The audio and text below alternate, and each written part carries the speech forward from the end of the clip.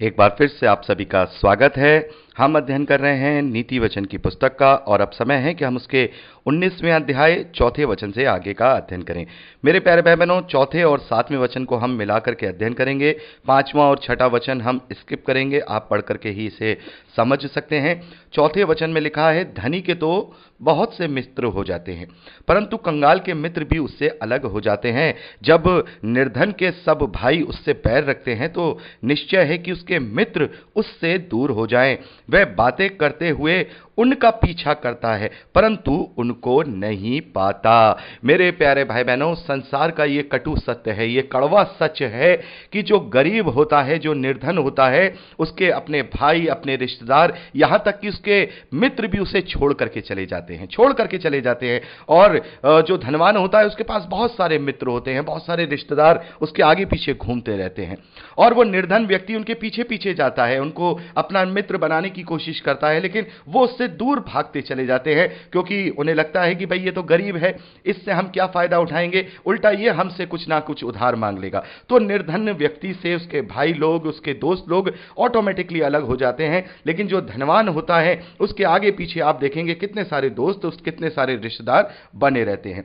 मेरे प्यारे भाई बहनों, ये जो वचन है इसका बहुत गहरा आत्मिक अर्थ है।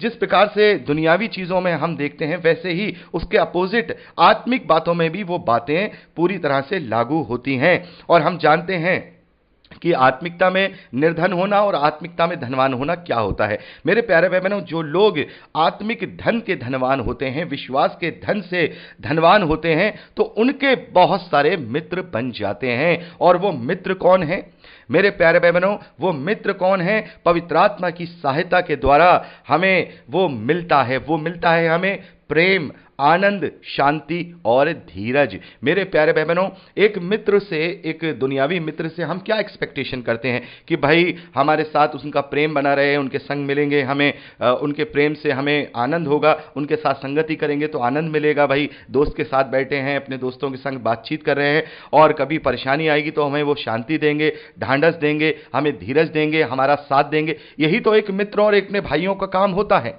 तो मेरे प्यारे भाई बहनों, इसी प्रकार से जो आत्मिक मित्र होते हैं वो हमें इसी प्रकार से आनंद देते हैं, इसी प्रकार से प्रेम और शांति और धीरज और ढांढस देते हैं, और वो है परमेश्वर के वचन। परमेश्वर के वचन फिर हमारे मित्र बन जाते हैं।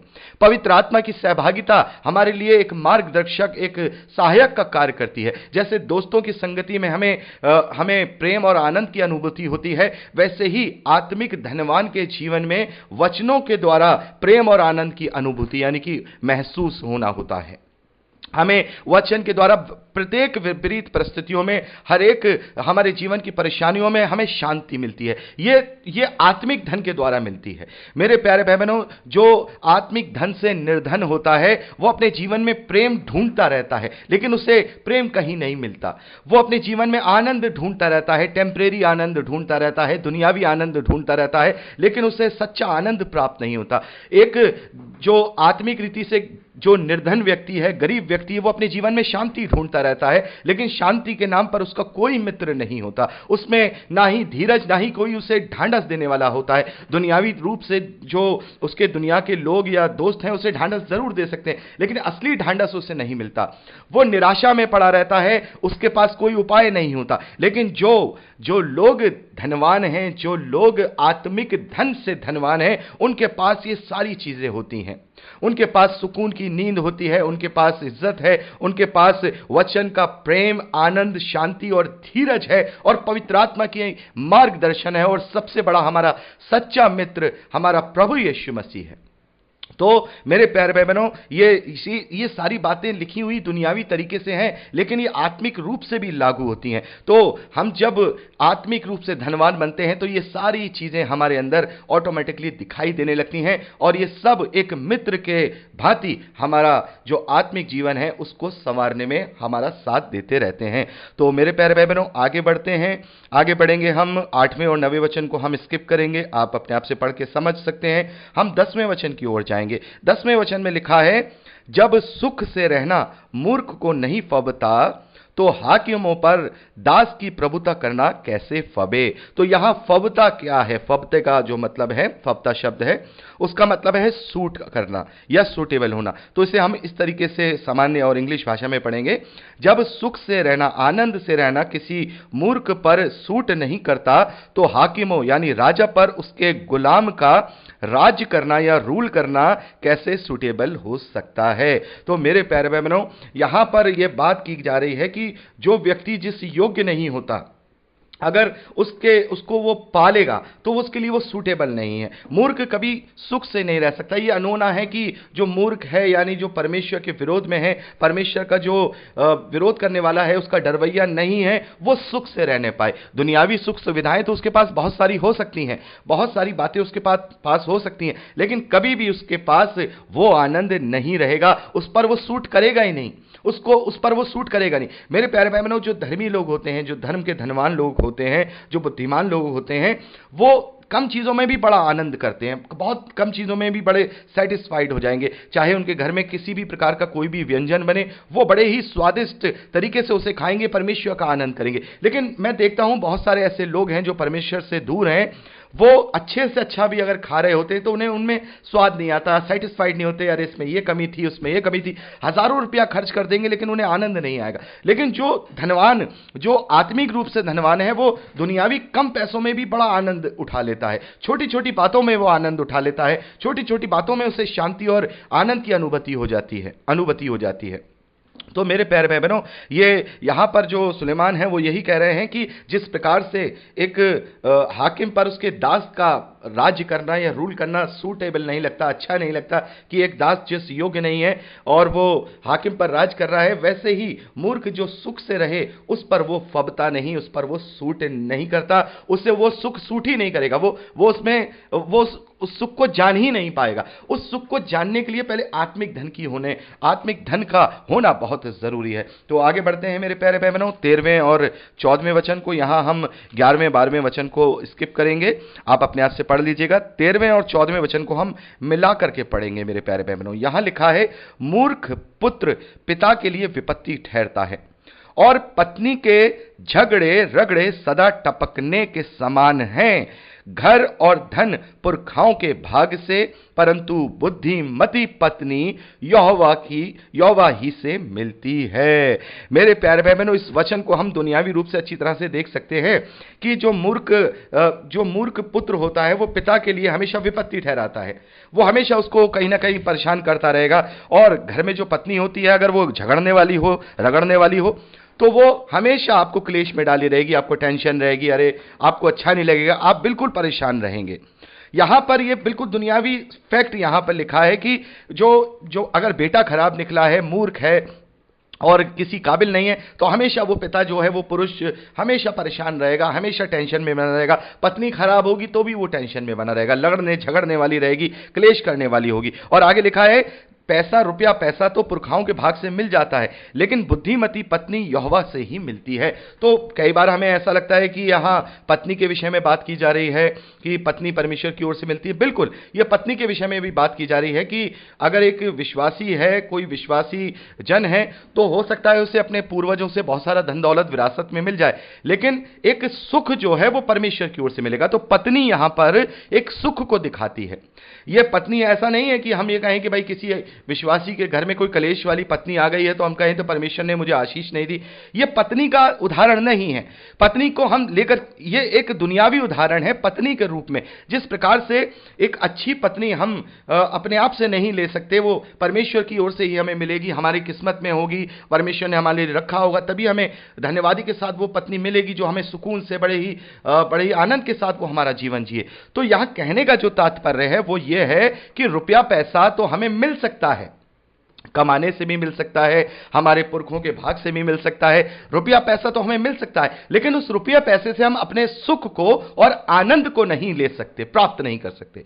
मतलब अच्छी पत्नी, आप एक औरत तो खरीद सकते हो, अपने शारीरिक संबंध बनाने के लिए किसी औरत को अपने पैसे से खरीद सकते हो, लेकिन उस औरत से किसी अच्छी पत्नी को नहीं खरीद सकते, नहीं खरीद सकते। ये हमें हमारे भाग्य से, परमेश्वर की ओर से ही अगर वो पत्नी सुशील है तो वो हमें मिलेगी। ये यहां कहने का तात्पर्य यह है कि रुपया पैसे से कुछ भी हम ले सकते हैं, लेकिन सच्चा आनंद, सच्चा सुकून, सच्ची शांति, अच्छा परिवार, इज्जत, ये सब परमेश्वर की ओर से ही मिलता है और ये असली आशीष है। हम रुपया पैसे से इन सब चीजों को नहीं खरीद सकते, इन सबको हम गेन नहीं कर सकते हैं। इनके लिए हमें परमेश्वर का डरवैया होना होगा, इसके लिए हमें बुद्धिमान बनना होगा, इसके लिए हमें परमेश्वर के धन को अर्जित करना होगा जो स्वर्गीय धन है। यदि हम परमेश्वर के ग्रहण योग्य बने रहेंगे तो ये तमाम जो आशीषें हैं जो हमें दुनियावी रूप से परमेश्वर देता है, इनसे वो हमें आशीषित करेगा, वो हमें आशीषित करेगा, हमें सुकून, शांति और प्रेम, आनंद से वो भर देगा मेरे प्यारे भाई बहनों। तो यहां पर एक पत्नी का मतलब यही है, अगर हम परमेश्वर के सच्चे डरवैये हैं तो हमारे जो बच्चे होंगे वो हमारे मार्गदर्शन से परमेश्वर के डरवैये होंगे, तो वो आपके लिए बुद्धिमान ठहरेंगे, कोई विपत्ति का कारण नहीं बनेंगे। पत्नी होगी तो आप अगर एक विश्वासी होंगे तो आप यही चाहेंगे कि मैं एक अच्छी विश्वासी जो है किसी स्त्री से विवाह करूं, या फिर जिससे मैं विवाह कर रहा हूं उसको मैं विश्वास में प्रबल करूं।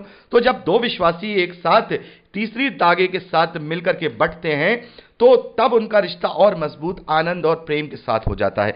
तो यहां पर 13वें और 14वें वचन का जो कहने का जो तात्पर्य है वो यही है कि दुनियावी चीजों से हम परमेश्वर के उन सच्चे आनंद को नहीं प्राप्त कर सकते, वो परमेश्वर की ओर से ही है। और जब तक हम परमेश्वर के ग्रहण योग्य अपने आप को नहीं बनाएंगे तब तक परमेश्वर हमें ये स्वर्गीय भौतिक आशीषें नहीं देगा। यहां पर हम क्या देख रहे हैं, स्वर्गीय आशीषें तो हैं लेकिन ये भौतिक रूप से हमें यहां पर मिल रही हैं। तो मेरे प्यारे भाई बहनों, आगे बढ़ते हैं। हम लोग 15 और 16वें वचन को स्किप करेंगे, आगे हम 17वें वचन को देखेंगे। 17वें वचन में लिखा है, जो कंगाल पर अनुग्रह करता है वह यहोवा को उधार देता है और वह अपने इस काम का प्रतिफल पाएगा। मेरे प्यारे भाई बहनों, साफ तौर पर हमें यहां पर पता लगता है कि जो कंगाल पर अनुग्रह करता है वह यहोवा को उधार देता है और उसका वो प्रतिफल यहोवा से, परमेश्वर से पाएगा। लेकिन बहुत बार जो उतावले और दुनियावी लोग होते हैं वो जब भलाई करते हैं तो उनके मन में कहीं ना कहीं ये बात रहती है कि हमने परमेश्वर पर ये उधार चढ़ा दिया है, ये कर्जा चढ़ा दिया है, परमेश्वर हमारा उधार कर्जदार है, अब वो हमें वापस करेगा। कई बार मैं ये बातें सुनता हूं कि हमने तो ये काम किया था, हमने तो वो काम किया था, हमने तो इतने भलाई के काम किए थे, परमेश्वर तो मेरा उधार में है, मेरा कर्जदार है, उसने मेरा कोई कार्य सफल नहीं कराया, उसने मेरा प्रतिफल वापस नहीं किया और मैं ऐसा था, मुझ पे विपत्ति आ गई। मेरे प्यारे भाई बहनों, प्रभु यीशु मसीह ने कहा कि जो तुम करोगे उसका प्रतिफल मैं तुम्हें स्वर्ग में दूंगा, स्वर्ग के राज में तुम्हें मिलेगा। हम देखते हैं 25वें अध्याय मत्ती रचित सुसमाचार में, वहां पर हम देखते हैं कि उन लोगों ने, जो धर्मी लोग थे, उन लोगों ने जब अपने गरीब लोगों के साथ, जरूरतमंद लोगों के साथ कार्य किया। हम पढ़ते हैं ना वहां कि प्रभु कहते हैं कि जब मैं भूखा था मुझे खाना खिलाया, मैं नंगा था मुझे वस्त्र पहनाया, ये सब हम वहां पढ़ते हैं, मैं दोबारा रिपीट नहीं करूंगा। तो वहां पर उनका प्रतिफल उन्हें कहां मिल रहा है? दुनिया में तो बेचारों को मिला ही नहीं, जब न्याय किया जा रहा है तब उन्हें उसका प्रतिफल दिया जा रहा है। और वो कह रहे हैं कि हे प्रभु, हमने तुझे कब ये सब बातें होती हुई देखी तेरे साथ, तू तो हमें कभी मिला ही नहीं था। तो प्रभु ने कहा, जो तुमने दुनिया में मेरे छोटे से छोटे भाइयों के साथ किया था वो तुमने मेरे साथ किया था, मुझ पर उधार चढ़ाया था, अब उसका प्रतिफल मैं तुम्हें यहां पर दे रहा हूं। तो मेन बात यह है कि जो भी हम करते हैं परमेश्वर के लिए, उसके लिए मन में यह ना विचारें कि इस धरती पर ही हमें उसका प्रतिफल मिल जाएगा। परमेश्वर बेहतर जानता है कि हमारे लिए क्या सही है क्या गलत है। हो सकता है कि हमें इस धरती पर ही उसका प्रतिफल परमेश्वर दे दे, लेकिन उससे हमें क्या लाभ होगा? वो प्रतिफल मिल जाएगा तो यहीं का यहीं रह जाएगा। हमें तो वो प्रतिफल चाहिए जो अविनाशी प्रतिफल हो।